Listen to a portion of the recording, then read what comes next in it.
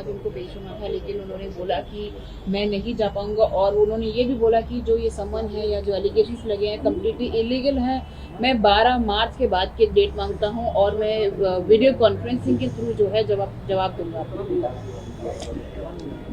देखिए, मेरा मानना है कि अरविंद केजरीवाल जी अपने लिए बहुत बड़ा गड्ढा खोद चुके हैं और मुझे तरस आ रहा है उनके कानूनी सलाहकारों पे, जिन्होंने उनको अपने लिए ही गड्ढा खोदने में मदद किया है।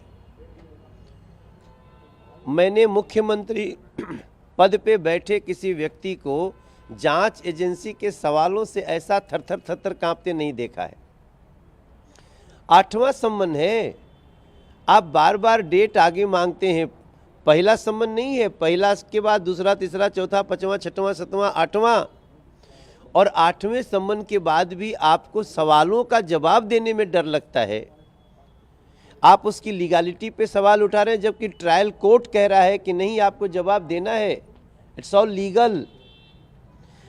कोर्ट कह रही है। ऐसे लीगल आधार के बाद भी आप सिर्फ सवालों से भागना चाहते हैं। 12 मार्च को क्या वो लीगल हो जाएगा? और अब तक लीगल नहीं हुआ। इसका मतलब है कि अरविंद केजरीवाल जी ये मान चुके हैं कि वो भ्रष्टाचारी हैं, उन्होंने शराब कांड में बड़ा घोटाला किया है और ऐसी परिस्थिति में उनके साथ अब उनके बचने का कोई, उनके पास बेगुनाही का जवाब है ही नहीं। मेरा मानना है कि कानून को थोड़ा कड़ाई से अपना कार्य करना चाहिए, क्योंकि जो मैसेज दे रहे हैं वो मुख्यमंत्री पद पे बैठा हुआ व्यक्ति अगर ये मैसेज देता है कि हमें कानून का पालन नहीं करना है, तो ये बहुत ही चिंता की बात है। जी सर, एक तरफ वो समन में नहीं जा रहे हैं, दूसरी तरफ दिल्ली बजट की बात कर रहे हैं कि दिल्ली बजट जो है हम राम राज्य के नाम पे लेके आएंगे। वही केजरीवाल जो कुछ टाइम पहले तक बोलते थे कि मेरी नानी ने कोई स्टोरी सुनाई थी, वहाँ मंदिर नहीं होना चाहिए या वो होना चाहिए। नहीं, अगर ये बजट राम राज्य का आ रहा है, तो इसके पहले वाले बजट क्या थे? दिल्ली के लोग हंस रहे हैं। ये पहला बजट नहीं है, ये लगभग 9-10 साल हो गया उनको बजट देते हुए, और ये अंतिम बजट उनके द्वारा आ रहा है।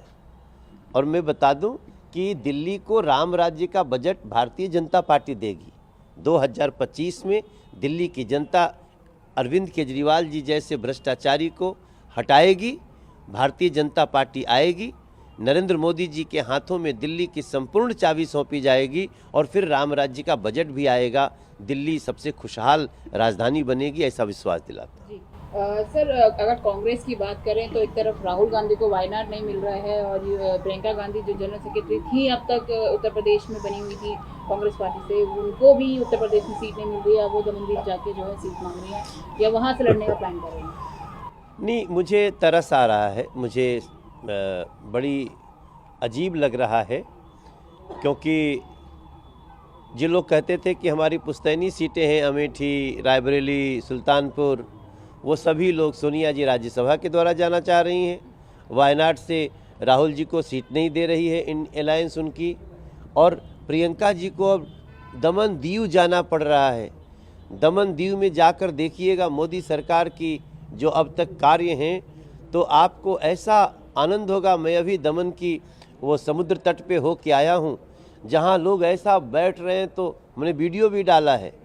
तो प्रियंका जी को वहाँ के लोगों के साथ बैठने की भी जगह मिलेगी कि नहीं, ये मुझे शंका है इस पे। जी सर, एक सवाल बिहार से। बिहार के लालू यादव कह रहे हैं कि पीएम मोदी फेक हिंदू है क्योंकि उन्होंने अपनी माता जी के देहांत पे जो है बाल नहीं गुड़वाया, इस तरह का जो उनका। नहीं, देखिए, लालू जी इस समय स्वस्थ नहीं है, और जो व्यक्ति स्वस्थ नहीं होता है उसकी बातों को हम बहुत गंभीरता से नहीं लेते।